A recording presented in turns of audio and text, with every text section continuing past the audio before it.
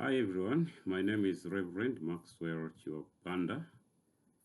As we reflect on the sufferings of our Lord Jesus Christ, with tomorrow being Good Friday, the day when Jesus was crucified, I want us to have a reflection on events before his crucifixion.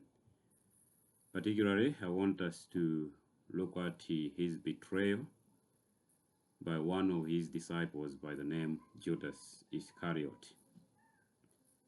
We find this in Matthew 26, verse 14 to 16, where it reads, Then one of the 12, the one named Judas Iscariot, went to the chief priests and said, What will you give me to betray him into your hands?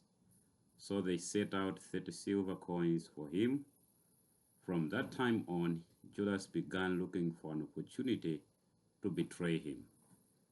This passage not only tells us the story of betrayal, but also it offers a profound reflection on corruption. Corruption is one of the major challenges hindering development in most countries in Africa, including my own country, Malawi. When we look at corruption, we see that it manifests itself in various forms, but one of the most common form is bribery, where money is exchanged illegally to gain favors or distort justice.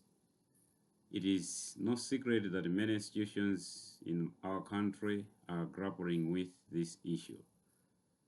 People frequently share stories of corruption within government agencies, where bribery is prerequisite to accessing basic services.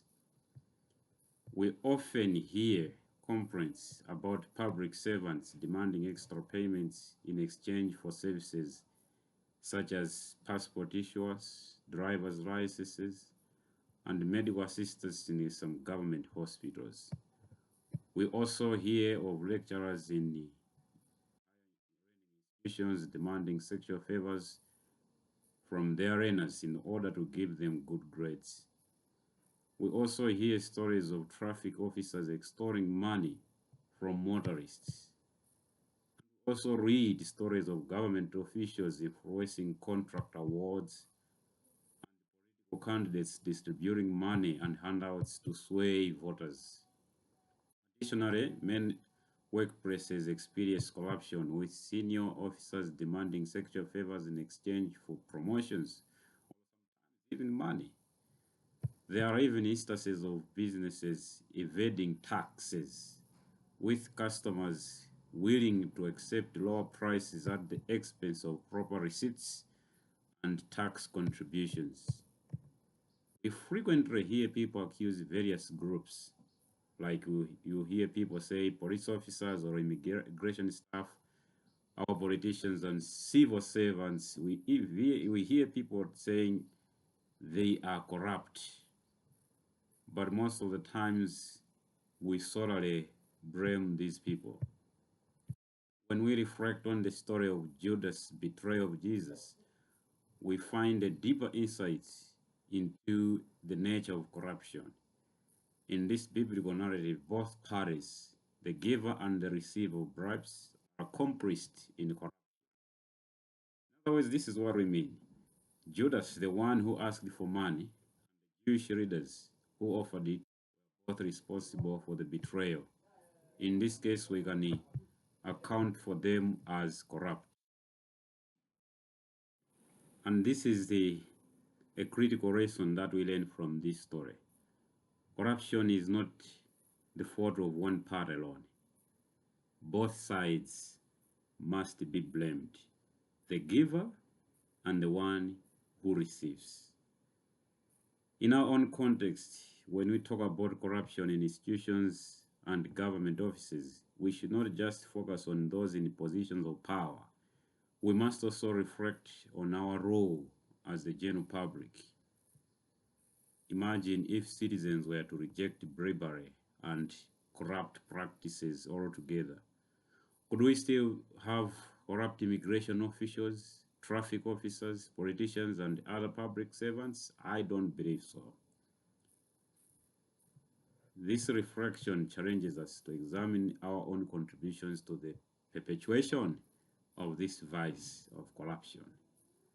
So, as we continue with the reflection of Jesus' suffering this year, let us also commit some time reflecting on how our acts have contributed to the rising and escalation of this vice of corruption.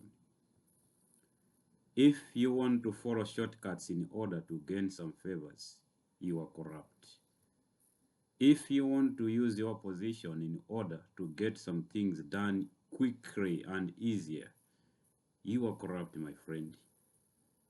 If you want some things to be done in a special way because you have some connections, you are corrupt.